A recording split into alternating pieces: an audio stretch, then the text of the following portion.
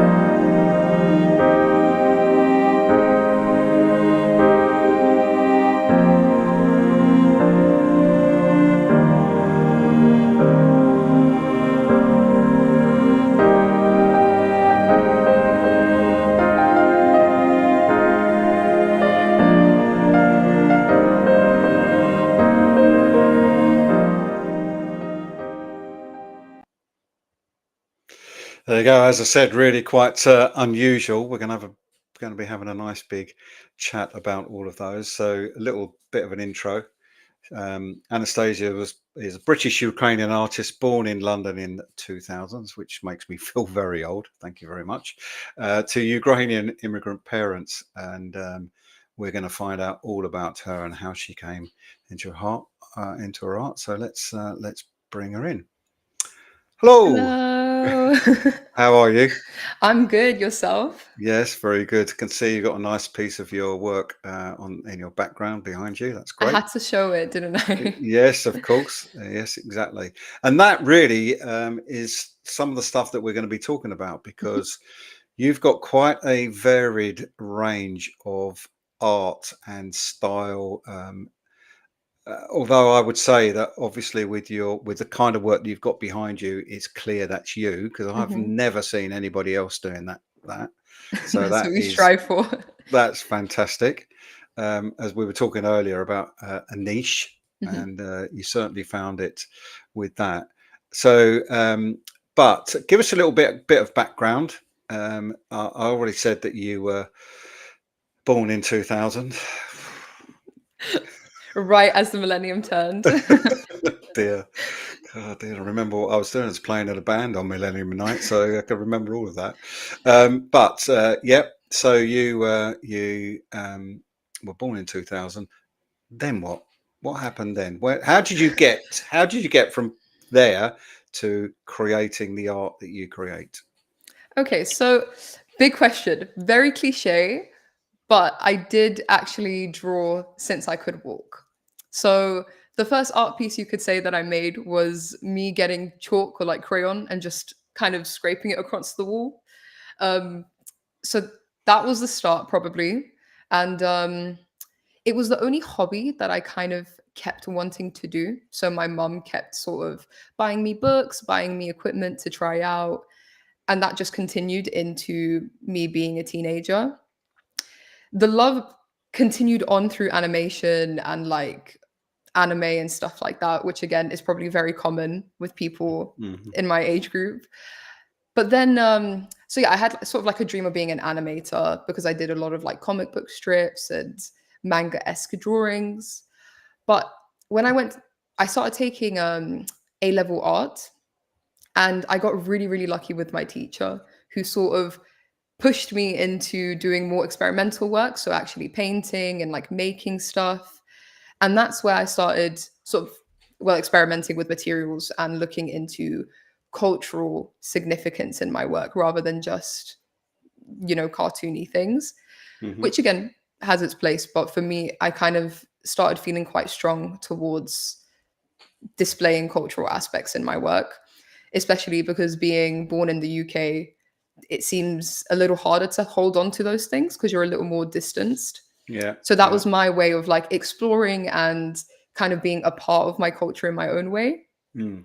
So that started in A level. And then I went to university, and that's how these sort of things started happening. Oh, okay. So I started looking at a lot of pattern work. It was something that really intrigued me in the colors and the sort of themes and why they were so different across countries and just in general what was going on with patterns. And that manifested into making stitch pieces, using laser cutters, and then painting with a lot of vibrant colors and using a lot of cultural motifs with that. So to kind of put a long story short, my artwork is just literally a journey of me looking into my culture and trying to be as vibrant and have a lot of fun with it as possible. Well, you didn't need to shorten it down because we've got an hour. But True. so let that look. There's that piece that's on the wall behind you. But let's bring that up and just talk about this one to start with. So Okay. obviously watermelon. Mhm. What's about the motifs and the pattern? Why those in particular? So, firstly, why a watermelon? Hmm. Because in Ukraine we have a region called Kherson, which was in the news last year for being liberated. And so the reason I made the watermelon is because the watermelon is one of it's sort of like a symbol of Kherson because they grow the best watermelons in the country, and everyone knows the Khersonsky watermelon. Right. So for me, it was sort of like a way to show that victory in a Hmm. symbol that everyone would recognize across the Hmm. country. So that was that for why it's a watermelon. And as for um, the pattern isn't necessarily a pattern that's from that district. It's more so that I was looking for something that I could kind of edit and modernize the colors to, because Right. obviously with traditional patterns, the colors have a very significant meaning and why they have that, color palette. But with the watermelon, again, because I'm trying to modernize it slightly into my own sort of aesthetic and theme, I was looking for something that was quite like intricate, but still simple enough to get a sort of color gradient going. So that's why I went for something quite floral, to get the sort of pinks and the greens to be very bright, vibrant, and in your face. Right. But as for the sort of method to making it, this is a bit more sort of the start of my super experimental phase. So the piece is actually made out of laser cut plastic, which I actually have a piece with me. So it starts off looking like this, which is a sheet of plastic, and I use a laser cutter to cut out holes in it. Oh, okay. So all of these are about 3 millimeters, Wow. and that's sort of my grid to stitch onto the plastic. And I do all of this on like a CAD software. So like Illustrator, there's plenty of other ones, but at my university, Illustrator was free. So that's what I used. Um, and I make the net of the shape. So I make all the 5 sides of it sort of separately, print all the holes, make sure that they align together, and then laser cut those to come out like that. And then I end up figuring out the pattern on like my iPad, all the colors I'm going to use, how much embroidery string I'm going to need for the project. And then the next 2-3 months is me sitting on my sofa and Oh. embroidering the whole thing, um, just painstakingly by hand, everything until I have to stick it together at the very end. So I never know what it's going to look like until literally the assembly. So it's a shock for me every single time. And I thought I was the only nutcase on the planet, but it seems there's another one because some of my work takes 600 hours of me sitting there in Photoshop. So it's Literally. wow, that's Yeah, it's torture. I will say, I don't know why I yeah. do it to myself every single time, but when it comes out the way it does, I fall in love every single time. So it's so worth the pain. Okay, yeah, wow, that's pretty impressive, to be fair. Thank you. Okay, so then I've got another one before this, but I'm gonna bring this one up as well because this one and the next two are the ones that you had at Flux. So I mean, it obviously again you've got the Ukrainian colours Hmm. and a similar. Let's just have a look at that. Yeah, kind of similar Yeah. pattern. So why? What's the relevance? So with this piece, this was the first one that I've had ever done. So this was the first ever project Okay, where I actually used this method and style. yeah, The reason for the colors, of course, Ukrainian, so yellow yeah, and blue. hmm, But the actual shape of the piece is a modernized and simplified version of our coat of arms. So okay, usually our coat of arms is quite sort of curvy and sort of hmm, quite intricate. And obviously, I can't do that with this material. So I went for a very simple sort of block aesthetic. It's also one that we currently have on our army uniforms. So that was my initial inspiration when I was doing this okay, piece. right, Um, when I started this piece, it was actually at the start of the war. So my degree show was when the war had started. mm, So a lot of my pieces at that time are very much heavily influenced by very obvious yeah, motifs and themes. So for me, it was very important to get the coat of arms, to get the colors, to get the patterns, so that it literally screamed in your face that like hmm, this is as Ukrainian as it can get. yeah, So again, with the pattern, it was the same thing. At that point, I was, because it was the first one I did, I was looking for something quite simple, only just a couple of colors, so I didn't have to be quite um, so that it wasn't too difficult. With the watermelon, I started doing gradients and playing with colors and things like that. But with here, I just kept it with the mm, few that I had.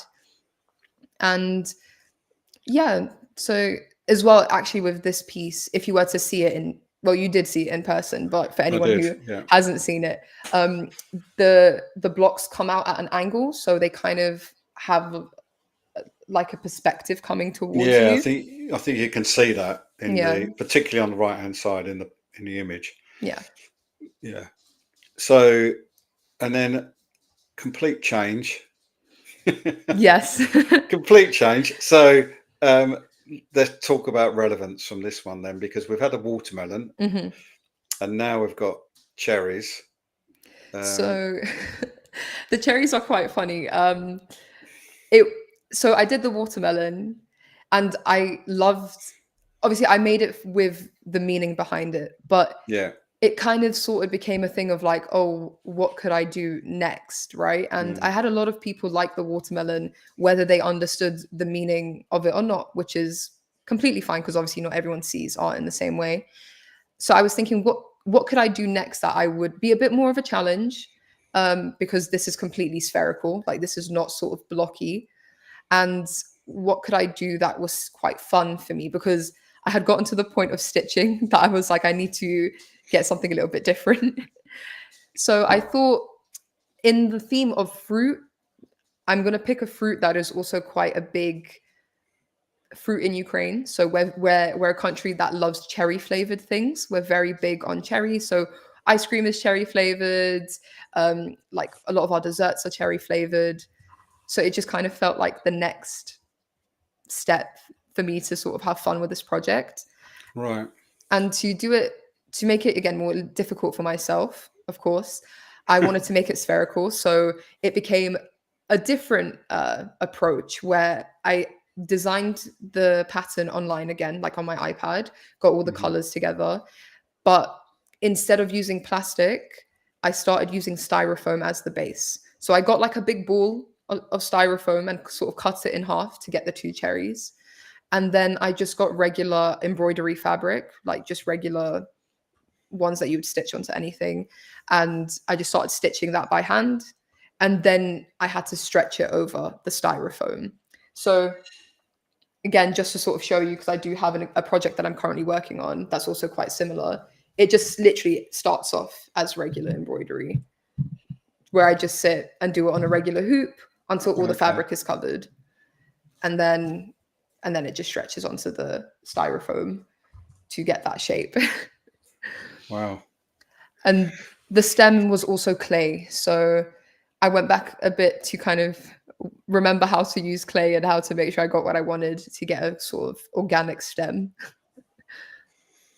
So have you got any more fruit planned, or is this Yes. is this it? Yeah. No, okay. I have quite a few. So I'm looking into doing an orange, but not just completely spherical, kind of maybe with like a chunk coming out of it. So again, making it slightly more difficult for myself, but maybe a few more fruit planned, just because it's quite fun. I really enjoy the vibrant sort of nature of these pieces.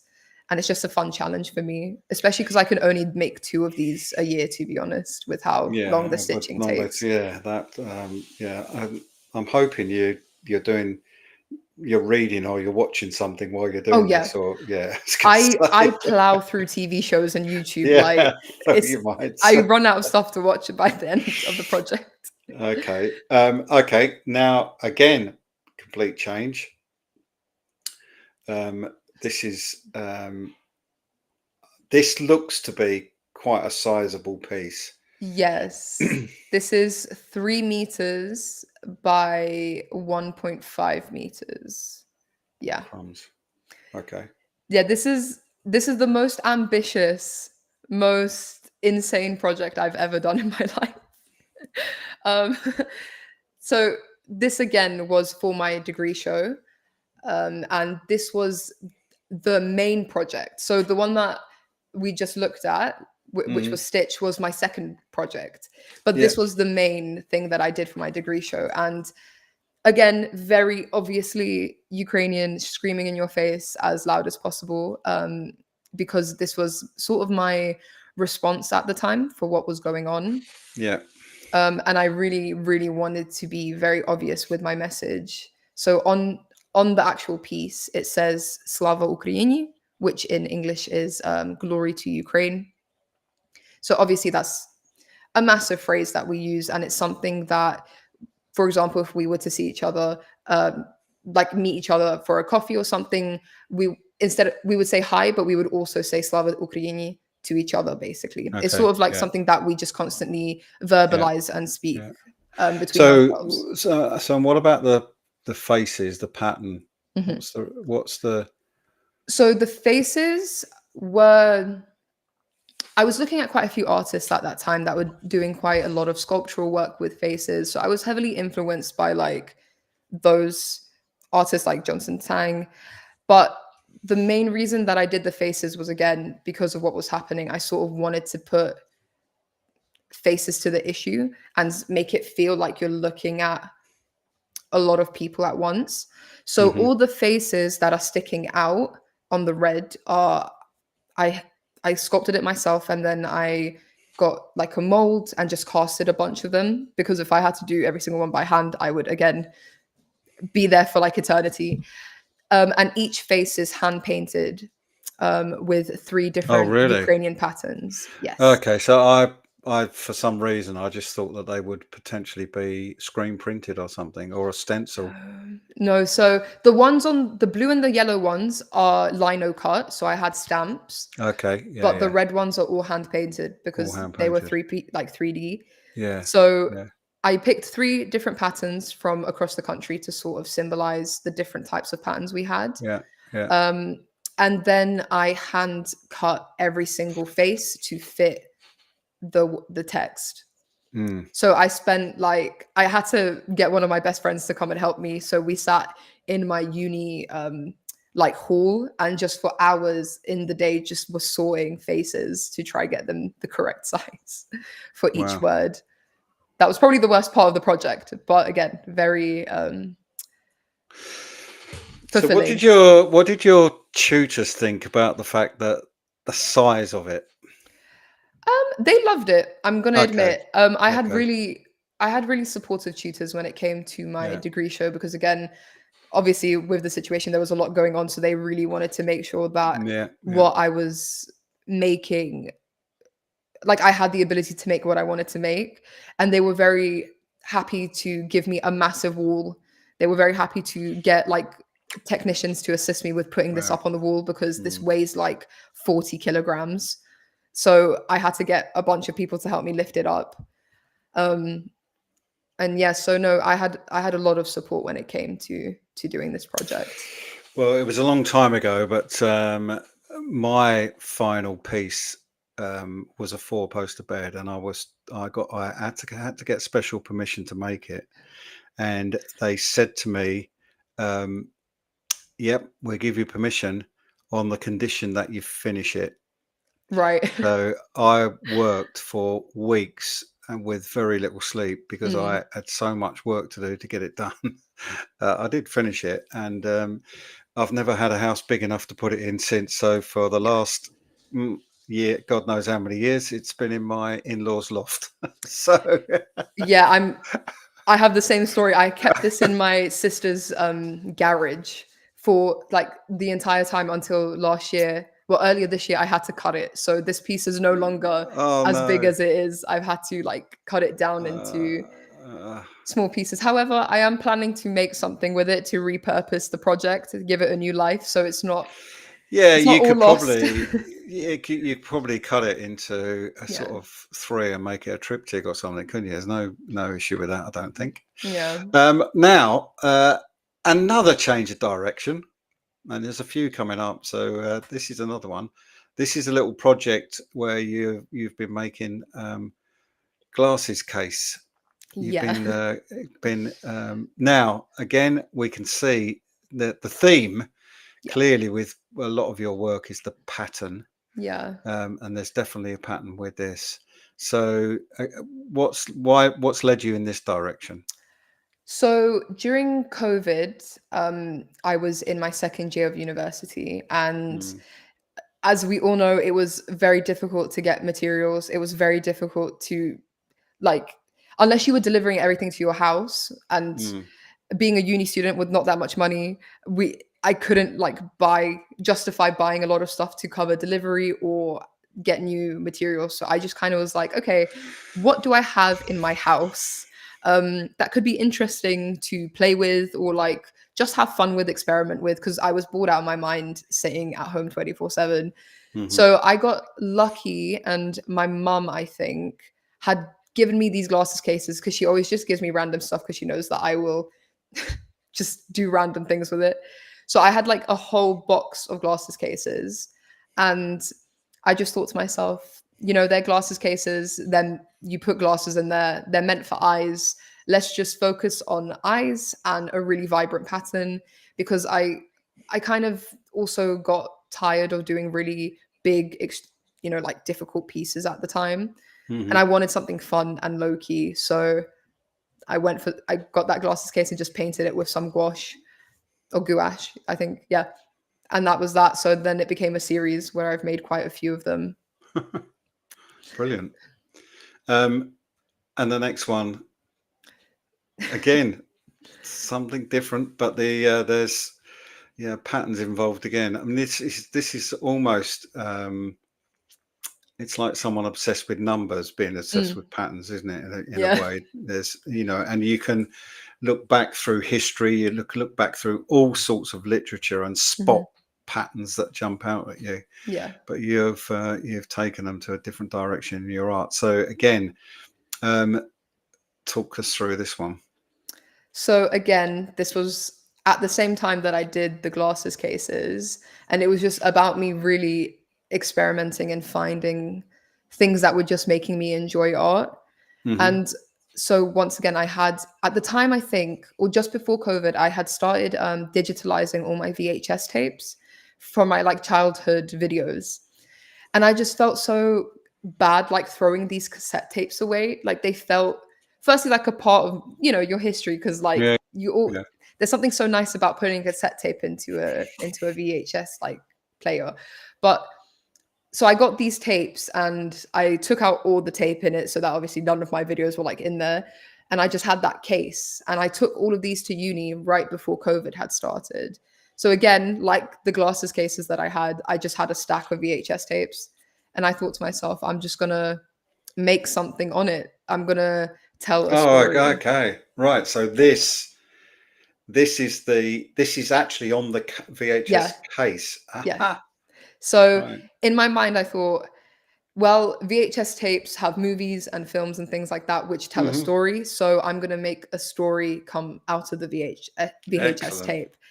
And the thing that you're seeing is a folklore story from Ukraine about a forest nymph called Mavka. Um, and it's a very popular story across all of Ukraine. Everyone in Ukraine knows what a Mavka is, and at that time, I think a film was coming out. We were making our first like animated movie about it.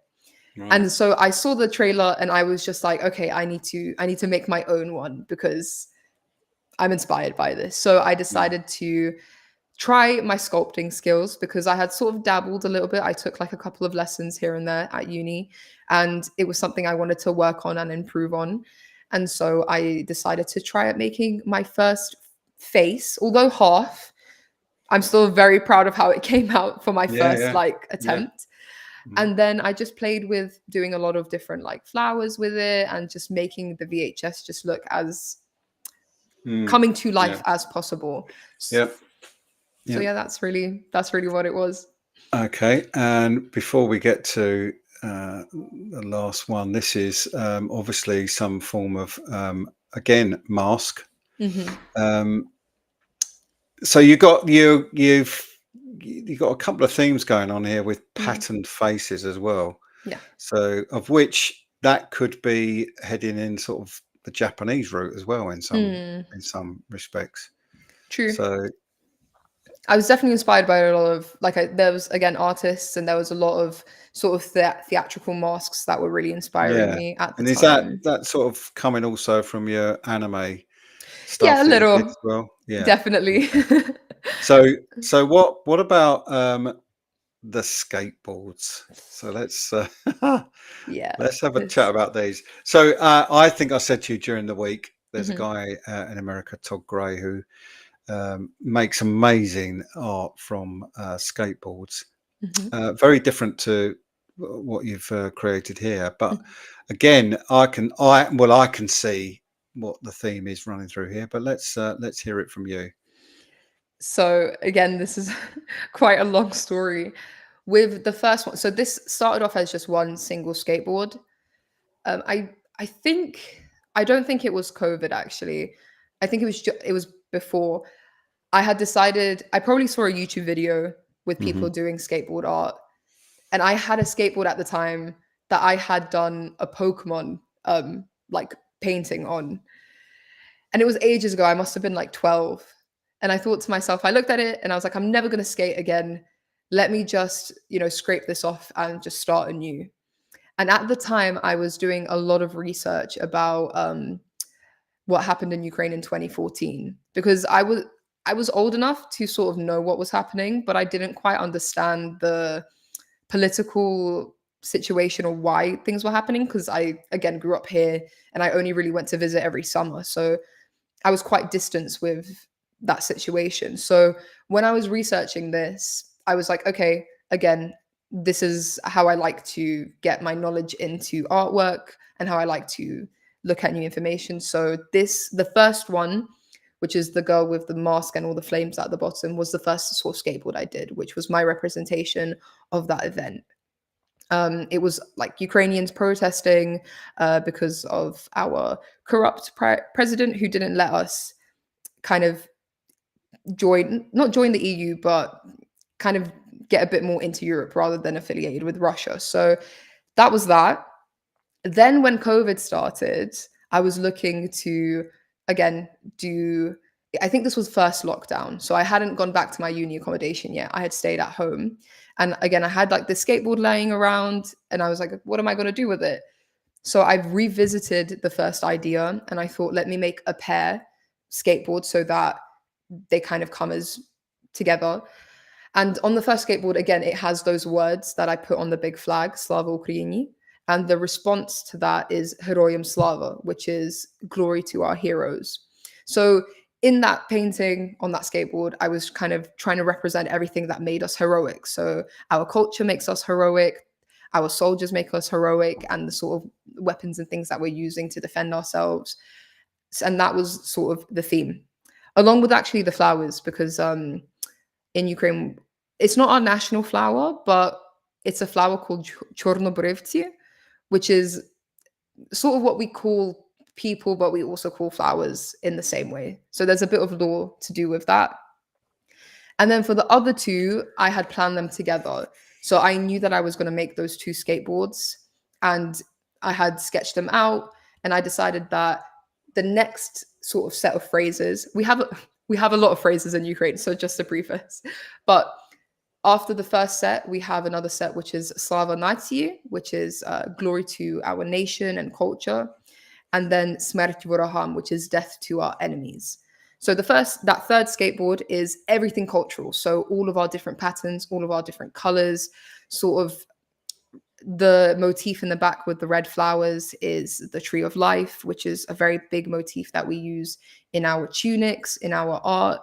And then the woman has quite a few symbolic things. So the headscarf is quite a big deal, quite patterned across the whole country. The paintings on the face is traditional to a doll that we have as well. So that was to represent those. And all the beads and necklaces from old times were a sort of indication of someone who was quite like bountiful and rich. So I wanted to explore that with all of the motifs, make it very colorful, make it bright in your face. And as for the last skateboard, because it was death to our enemies, I wanted to represent, the people who bring death to our enemies. So again, soldiers, sort of chains, and the sunflower with the skull at the bottom is also a representation of something that happened quite early on in the war, which was a grandma telling them, like the soldiers, to drop sunflower seeds, and once they die, they'll basically fertilize the ground and all sunflowers will pop up. So there's a few like hidden meanings here and there which need some explaining, but that's sort of the theme for this skateboard series, to kind of look at different aspects. And what kind of reaction have you had from those? So a lot of people are constantly curious, so a lot of questions. A lot of people don't know cultural things apart from, oh, there's a war going on. So a lot of it is quite new to a lot of people, and they ask a lot of questions about, oh, I didn't know that you have that, or I didn't know that you guys also do this, and things like that. So it's quite nice to get people interested in, I mean, it's very important to be interested in the war and things like that, but it's also very important to sort of be interested in other aspects of cultures, any culture really. So it's nice when people ask about those things, especially when it's from your own artwork. It's it's really quite interesting how you're, even though you've clearly gone through different things and we've discussed different things that you've actually been doing, but I think it's quite interesting how you've found a common theme through all your work, really. But that everything's different. And that I think that's quite the remarkable thing. Everything is actually different, and yet you've got that common theme. And one of the artists I interviewed earlier in this series, and I said this to you earlier, but she was told, you know, you need to find your direction, blah blah blah. I think artists generally do. And one of the reasons she was told that is because so much of her work is all in all different directions. That's not true. Mhm. If you look at it carefully, you can see everything she produces. You can see it's her, and I think that's true with what you're creating. Is there's still you there, Mhm. even though you're going in these different directions. I think, did I not bring that one up? No. So what I'm going to do is going to share your website. 1 second, which is over on this page here. And I want to go to the artwork because you've got some illustrations. So again, this is some really different things, but you can also see that the pattern Mhm. thing that is your thing is sitting in each one. My question to you though is, especially as these are different to what we've been talking about, Mhm. is I ask every artist this question, so it's not unique, not unique to you. How do you decide? How do you choose your color palette for the work you're working on? That is a very difficult question because I actually don't think I have a method to picking a color palette. I think a lot of my work just kind of I sit and look at it and I'm like, these colors work together really well. Um, and actually, a lot of my thinking when it comes to artwork is actually me just sitting, staring into like the void and Yeah. running through a bunch of ideas until I hit something that I'm like, okay, that's really good. So the planning, there's not like any sort of physical, tangible planning. It's just a bunch of thoughts and then sometimes failures on paper, like I'll test color palettes and I'm like, oh, that did not work. I need to somehow Mm, save this. And it ends up mm. working really well afterwards when I put a different color on top. But it's just not a guessing game, but I just kind of play around until I'm happy. So it's something that I try not to focus too hard on.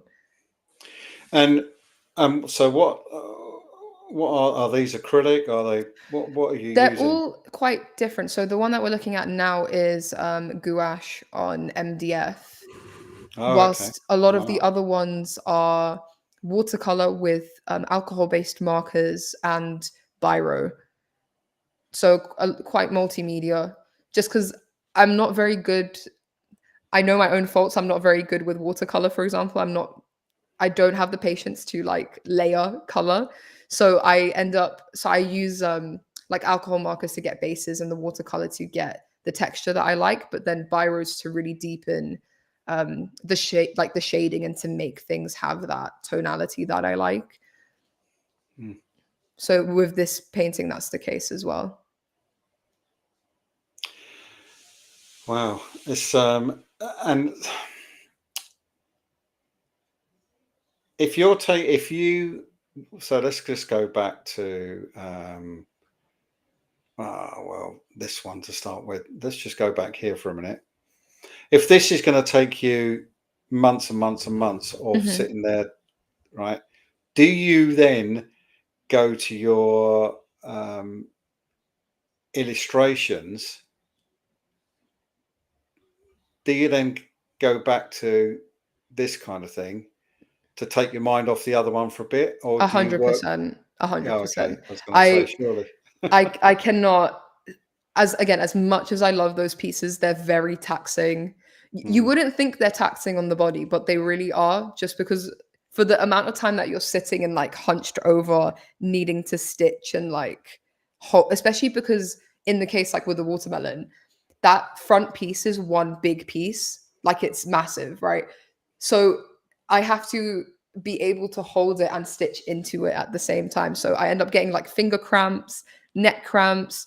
So not only for my mental sake, but for my body's sake, I need to take time off and just paint, or like do something where I'm not sitting for hours on end making a piece.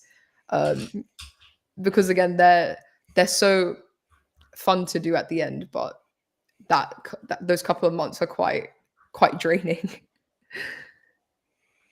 Okay. And then, as if that wasn't enough, and I'm pretty sure that this is your mother in this picture, because I think I actually spoke to her for quite a bit at Flux, actually.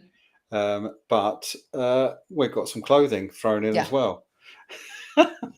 Yeah. So my mum is by well, she worked as like a fashion designer and shoe designer. So Okay. she always has something that she wants to bring to like fruition. So she had come to me with this like white lab coat-esque shirt that was like all the way down to her like kneecaps. Hmm. And she had this image in her head, and she was like, I want this with wings, and I want the wings to go over my shoulders and onto the front. And she was like, you need to do it for me. So I had done her shirt, which is this one that you see right now, for her exhibition that she was doing, so that she could go and like look all fancy. And she loved it so much. And then she told all of her friends, and then her friends started asking to make them. So I ended up making like a batch order for a couple of people, and it was just like a bunch of colors, the sort of same design, because everyone wanted that one specifically.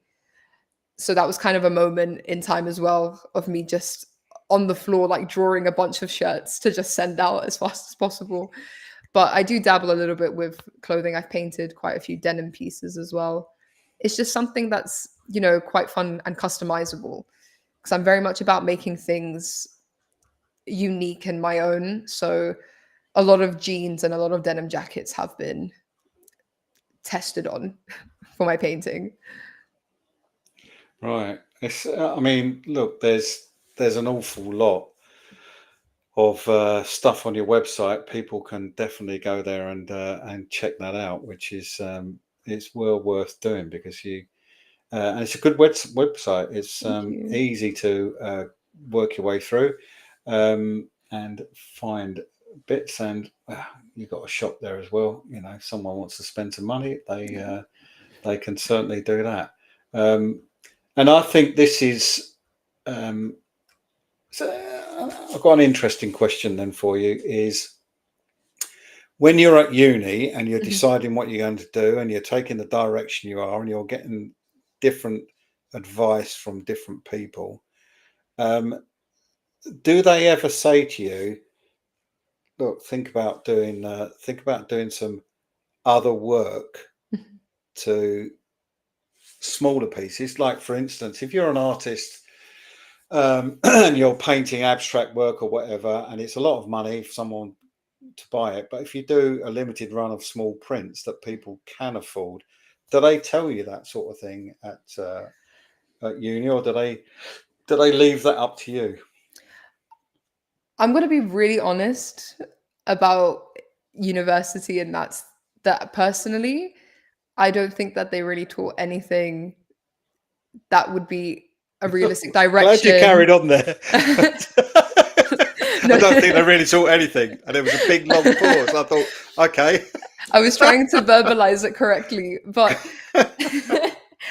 I think it's quite often the case that universities don't teach you the skills that you need, at least in art universities, that you actually need to be an artist with, right?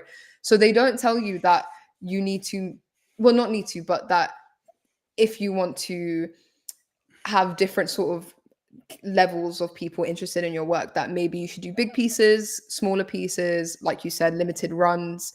They don't really tell you those things. They're more sort of interested in getting, which is good to get you to experiment and find like your styles and stuff like that. But sometimes they're really focused on like experimenting everywhere. So it's difficult for some people to find the things that they can do or want to do. And then some people don't know how to like pivot into actually being, having art as an actual job rather than just being like, well, I graduated as with an art degree and that's me done.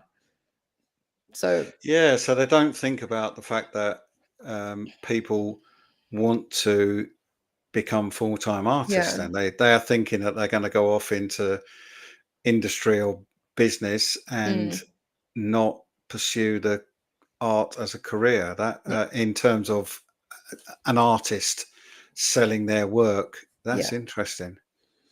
It was yeah, like when I went into uni, I was hoping that I would get that sort of guidance, and I feel maybe it was to do with COVID being quite a big thing with my because it was Mm, right in the middle of my course. yeah. That could have been a massive impact as well because we couldn't do like, you know, contacting with the companies or people who are affiliated with the uni when things like that. But I just didn't feel like they gave that support when it came to actually being an artist without the help and the sort of guidance from tutors. Right. So, okay, then it's up to people like us to help Yeah. point people in the right direction. That's why I do this, to be Mhm. fair. But it is up to people like us to do that. Um, but I've noticed that you've done quite a few exhibitions. Um, and when you do those, is is that where talking to other artists gives you some guidance into, where how to market yourself, how to push yourself forward, or are you like some artists that I've seen at exhibitions standing there waiting for the world to come for that to them? So I've definitely made the mistake of being the person who stands and is expecting people to come and speak. Mm, But that was quite early on because obviously I had just come out of uni and it was like my first couple of exhibitions. And I was quite nervous to speak to other artists because they're mm, sort of like that. If I'm honest, there's never really a hierarchy when you go to exhibitions. Like everyone feels on the same plane, whether you're super experienced or you're just starting out. Like you're all just artists trying to do the same thing. So it never feels like anyone's judging you or like not trying to help you. In fact, a mm. lot of people are quite happy to help and give you pointers and, you know, to give you advice on what has worked for them and not. But in the later, sort of more recent exhibitions, I have been more outward and trying to speak to people. And because those contacts with other artists are what actually gets you sort of opportunities or just to get that knowledge. Yeah, I mean it's an unfortunate thing in the art world that if I mean people have often said to me, "Oh, you should be in this gallery, you should be in that gallery," but the Mm, problem with that is that the only way you can get into those galleries if somebody already with them yeah, introduces you. They will not. There's no good walking straight into a gallery with a picture under your arm. They will not see you. yeah, Just that's not true of other countries, but mm, it's certainly true of this one. So, well, London in particular, anyway. yeah, I think if you were in different parts of the UK, you probably could yeah, walk in and have a chat with them. Excuse me, but not in some of the London galleries, and which is why Flux is such a good exhibition to do because there's been now so many that and I've done the last five, but there's been so many that people therefore trust it. Excuse me, I need some water. 1 second. no worries.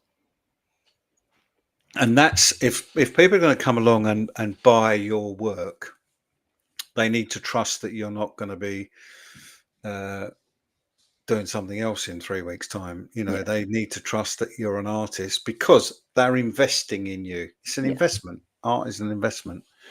Um, and that's people, and also it's a talking point. There are some people that won't buy something because it's too cheap because they want bragging rights. They yeah, want to be able to put that on the wall and say, do you know how much this cost me? Yeah, there's a lot of people like that. And I can be quite funny about mine. I can be quite funny about selling them to some people, because if they just say, "Oh, yeah, I'm going to use these words. I'm just going to stick it on the office wall," Yeah. I think, oh, don't know that I want to sell it to you. I've worked long and So hard hard. on it, and you're just going to, stick it on the wall. Oh, yeah, okay, Yeah, there's like no appreciation for what you no. have done. No, and I think, again, another reason for doing this broadcast is that until we spoke, I had no idea what was involved in doing the watermelon piece behind you, for Mm. example, until you've told us tonight. Now that puts a whole different side into it, doesn't it? It suddenly think, wow, that is hours and hours of work, and therefore people need to know that. They Mhm. don't need to just, you could be forgiven for thinking that it's a lot easier than it is, Yeah. and therefore you actually explaining it. Well, you're not going to do that if you're just standing there waiting for somebody to ask you a question. You got to go straight in there and start talking about your work. It's Yeah. and also you've got a story. You've got a story to tell, which people need to hear. And I think the other interesting thing from that is that they then buy into you as much as your work. And so that's how you build up your sort of client list, if you like, people that love your work that much that they come back and buy more. And that's the ideal situation for all of us. Let's be fair. No, definitely. We want people to keep buying our work. Do you find so when you're doing all these different? There's interesting one with here called patterns and structure. Should Mhm. think that you fitted into that one absolutely Definitely. perfectly. But do you find that when you do these exhibitions, do you find that people are really interested in your technique, or how you've come up with the idea, or both, or the fact that a lot of it is has got a Ukraine theme to it? Do you find that people talk to you a lot about those things? Yes, so in exhibitions, I'm usually babbling for the whole period that I'm there because Good. people keep coming up and they're looking at it and they're not quite sure what it is. A lot of people think that I've just gotten like fabric and just stuck it onto a Mm, shape. So they mm. go to touch it. So a lot of the times I'm telling people not to touch it and then I start explaining why. Yeah, It's like yeah, painful for me to see someone like stroke it.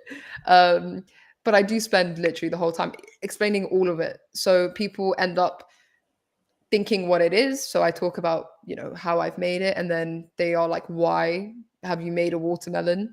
And then begins the entire description of the symbolism and everything to do with it. So to be honest, I get a lot of people from different walks of life very interested in aspects. I had like a car engineer um, like in aerodynamics, he was really interested in the shape and how I made it and the whole back of it, like the laser cutting and the CAD designing.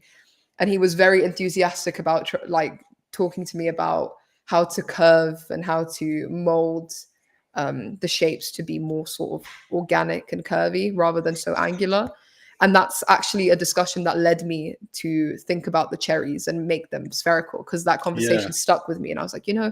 you're so right. How do I look at making curved spaces rather than just keeping it Mm, angular? yeah.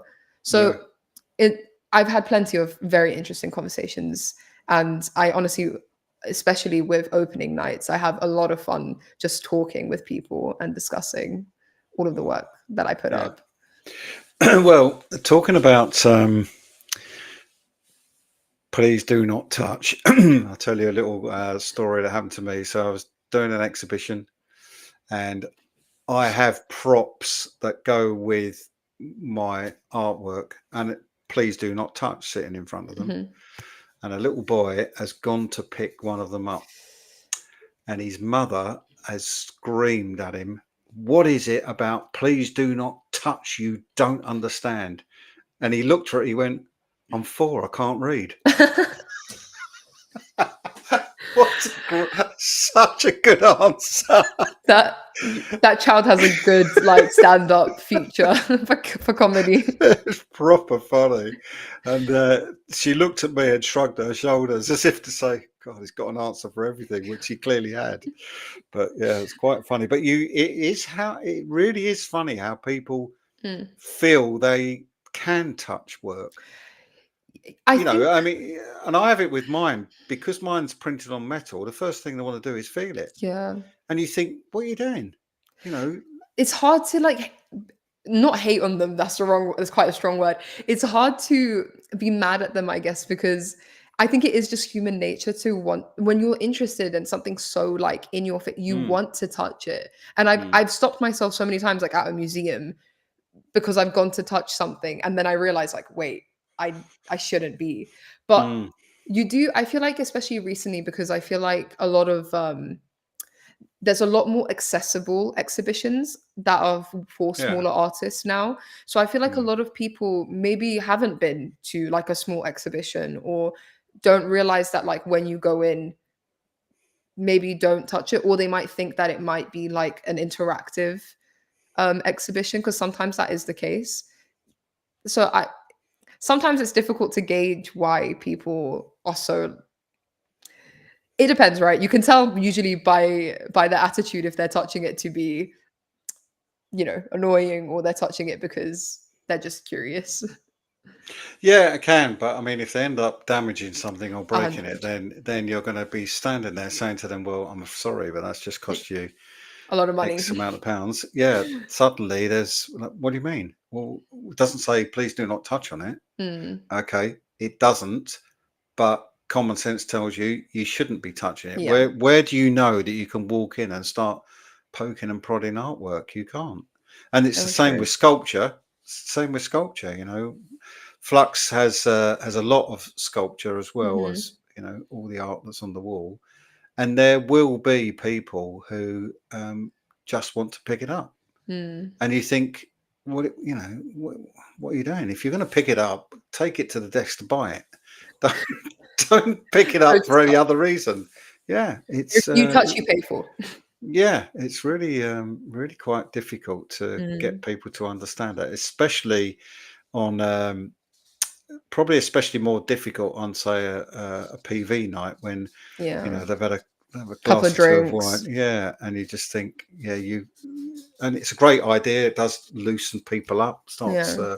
helping them to pay for a picture. But I think, um, yeah, you have to sometimes have eyes in the back of your head at an exhibition for sure. Yeah, that's why I linger a little bit. Like sometimes I don't stray too far from where I'm Yeah, exhibiting just yeah, because I know people touch and I'm just like, I yeah, you yeah. and make sure I'm here to protect your And work. also, the minute you start walking away, guarantee there'll be someone A bunch of coming who people. wants to buy something, and you've missed them. Yeah, Yeah. that's a real downer for sure. It's sod's law every single time. So what's next for you? What's your next So exhibition, or what you're doing next? so yeah, I'm hoping to have a couple more exhibitions before the year ends.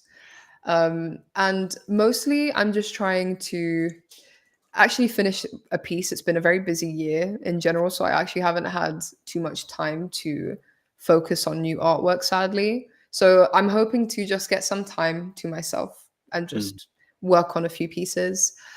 But bigger goals, I'm hoping to sort of maybe get a smaller series out, something that's not so large, so that I can kind of get more brackets going hmm. and to kind of get my YouTube going too. That's sort of a big focus for me right now to just get people to see the process of my work without having to always explain it, but because sometimes visually it's a lot easier to see what's going on. Yeah, and it's I mean, look, it's any social media is a flipping uphill battle. Yeah. There's no doubt about it. You've got to Grind. some yeah, or some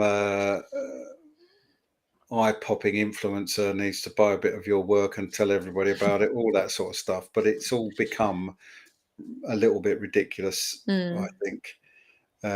You know, you've now got Instagram stopping you putting on certain types of pictures on, even though it's art, you know, all of Hmm. that. And you just think, okay, what can we do to promote ourselves? And it's difficult for sure, and it is an uphill battle. It's always annoyed me that I've got a big following on Facebook, but I cannot get the same following on Instagram, because Mm. Instagram won't let you have all the people that follow you on Yeah. Facebook. It's not, you know, you got to tell Interchangeable. everybody. You got to tell everybody on Facebook that you're on Instagram, but the only way you Hmm. can do that is to pay Facebook. Yeah. So they To can like pay get them. all the ads out. Yeah, so you pay them to then let your people know. I mean, it just all gets a little bit silly, and I think it's a very sad thing that the artists that do actually generally really get on are the ones that are prepared to spend an awful lot of money getting to that point, Yeah. which, you know, makes it really quite difficult. Our hour's up, which Yep. is that went quite quickly, didn't it? Very quickly. Didn't have any dogs coming in with squeaky toys. We didn't have anybody sitting outside the room trying to sell something with anything like that. You say So that, but my dog has literally come in well, I squealing now. just heard So something squeak. Yeah, I heard something in the background squeak, which is, well, I said it, to be fair. But yes, all good. Don't rush off. I will just sign off, and then we'll just have a quick chat afterwards. will do. But for now, Anastasia, thank you very much. Thank Did you you. notice I didn't even attempt your surname? Did you notice Yeah, that's that? fine. That is completely fine. However, you tell everybody so that at least Yeah. somebody gets it right. So I am Anastasia Mykolayska Shutka. Thank you so much for having me. Absolute pleasure. Thank you very much for Thank being you. on, and I will speak to you in a mo. So there you go. Told you that it would be very interesting, and it was. And just really leaves me to say once again, next week's artist is Ashima Kumar. If you've been to Flux at all, you will know Ashima. And the last Flux exhibition a few weeks ago, she was teaching there as well. Actually, she had a great big group doing a session, which was pretty amazing. But going to be a very interesting chat. I've known her well. I met her at the first Flux I did, so I've known her for 5 Fluxes basically, and we will have a good chat with her next week. So it just leaves me to say thanks very much once again. If you are coming up to Lincoln for the Steampunk Festival this weekend, I am in the castle, and it will be pretty cool. So love to see you there if you're coming up. So thanks very much, and I will see you next week. That's assuming I can find my sign off bit, which I've done. See you later.